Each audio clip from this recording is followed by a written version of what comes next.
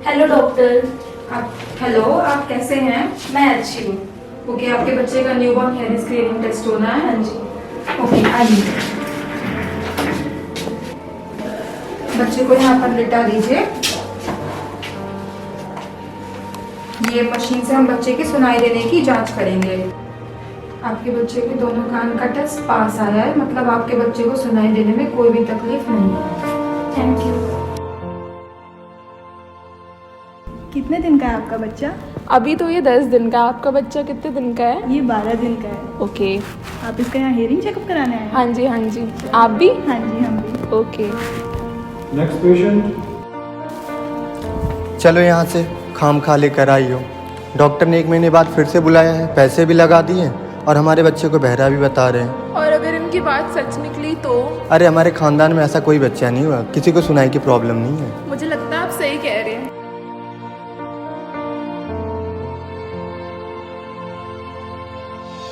आ जाइए, हमने आपके बच्चे की जांच कर ली है। आपके बच्चे के दोनों कानों का टेस्ट रेफर आया है। इसका मतलब क्या होता है? आपके बच्चे को सुनाई देने में तकलीफ आई है। इसका मतलब ये है कि बच्चे के कान में या तो फ्लूइड फिल्ड हो सकता है, क्योंकि बच्चा अभी छोटा है। ठीक है, आपको ना 1 महीने के बाद दोबारा बच्चे को लेकर आना है अस्पताल, जिससे बच्चे की दोबारा सुनाई देने की जांच हम एक बार फिर से करेंगे। ठीक है, आप जैसा बताएंगे मैं उसी हिसाब से चलने के लिए तैयार हूँ। ओके।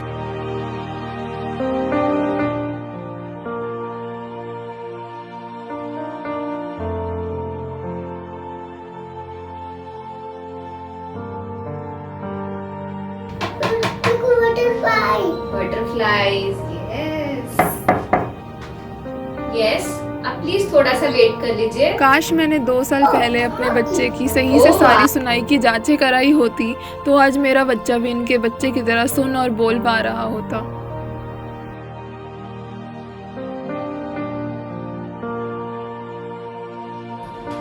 नमस्कार, मैं डॉक्टर रवि भाटिया, ENT व cochlear implant surgeon, Sarvodaya hospital Faridabad में कार्यरत हूँ। दोस्तों, ये मैसेज मैं 3 मार्च में वर्ल्ड हियरिंग डे यानी विश्व श्रवण दिवस के मौके पे रिकॉर्ड कर रहा हूँ। जैसा कि हम सब जानते हैं कि कई बार हमारे परिवारों में नवजात शिशु जन्म से ना सुन पाने व बोल पाने की स्थिति में पैदा हो जाते हैं। कई बार हम लोग ये जानते ही नहीं कि इनकी संख्या काफ़ी होती है। लगभग कहते हैं वर्ल्ड हेल्थ ऑर्गेनाइजेशन के मुताबिक 1000 नॉर्मल बर्थ में 4 से 5 बच्चे जो इस स्थिति में ही जन्म देते हैं। लेकिन अगर आज के विज्ञान के युग में अगर हमें समय से पहले पता चल जाए या समय रहते पता चल जाए तो ये बच्चे नॉर्मली समाज में एक नॉर्मल बच्चे से कंधा मिला के काम करते हैं। कई बार परिवार वाले या नज़दीकी रिश्तेदार जान भी रहे होते हैं कि बच्चा बोल नहीं रहा है, सुन नहीं रहा है, लेकिन फिर भी वो इस चीज़ को नज़रअंदाज कर देते हैं। नॉर्मली प्रायः तौर पे मेडिकली 3 महीने में एक बच्चा जो 3 महीने का बच्चा होता है तेज आवाज़ को रिस्पॉन्ड करता है, चौंकता है या रोने लग जाता है। 6 महीने तक वो बच्चा एक हल्की सी आवाज़ की तरफ गर्दन मोड़ के उस आवाज़ की तरफ अपना ध्यान केंद्रित करता है, आई कॉन्टैक्ट्स करता है।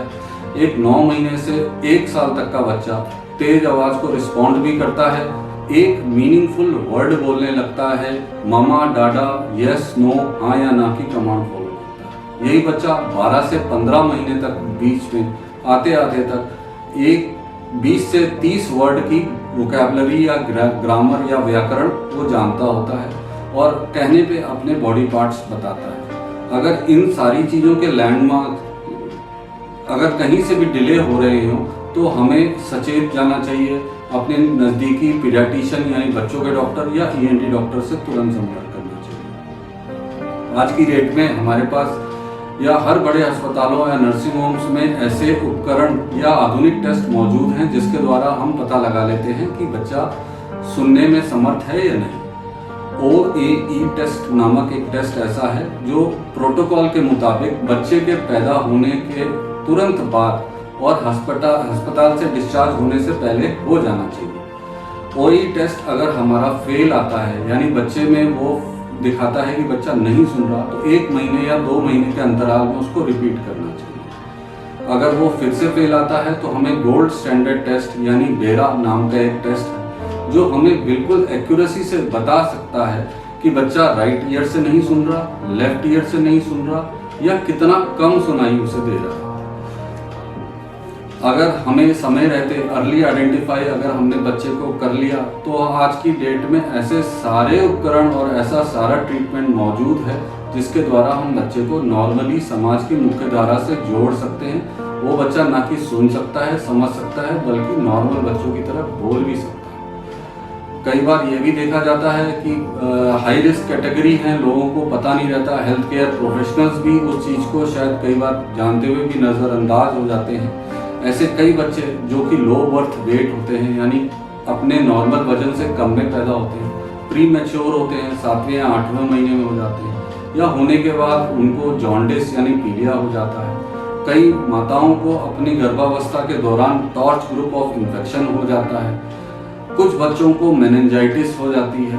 कुछ बच्चों को काफ़ी लंबे समय तक जिनको इंक्यूबेटर्स या वेंटिलेटर्स पे रखा गया है या ऐसी कुछ एंटीबायोटिक्स दी गई हैं लंबे समय के लिए, इन्फेक्शन के लिए, निमोनिया के लिए, जिनकी वजह से कान के ऊपर उनका विपरीत प्रभाव यानी सुनने की शक्ति पे विपरीत प्रभाव पड़ता है या पड़ सकता है। ऐसे बच्चों को तो तुरंत मेडिकल प्रोफेशनल बेरा टेस्ट यानी हियरिंग के टेस्ट के बारे में बताते हैं। अगर हम ये सब टेस्ट कराएं तो डेफिनेटली हम अपने समाज को स्वस्थ और खुशहाल बना सकते हैं और इन चीज़ों का हमें अत्यधिक ध्यान रखना चाहिए। धन्यवाद।